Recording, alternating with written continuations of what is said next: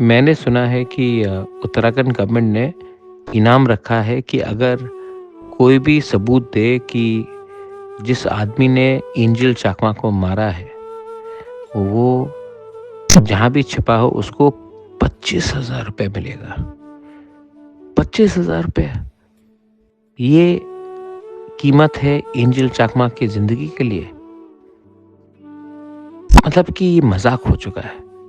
और अगर एक सरकार, एक राज्य का सरकार 25,000 रुपए का इनाम रख सकता है, तो आज मैं प्रद्योत विक्रम माणिक्य बोलता हूँ कि मैं 10 लाख रुपया दूँगा, अगर कोई भी सबूत दे कि जिसने एंजल चाकमा को मारा, वो कहाँ छिपा हुआ है। उसके खिलाफ अगर आप कुछ बोलेंगे, तो मैं 10 लाख रुपए दूँगा।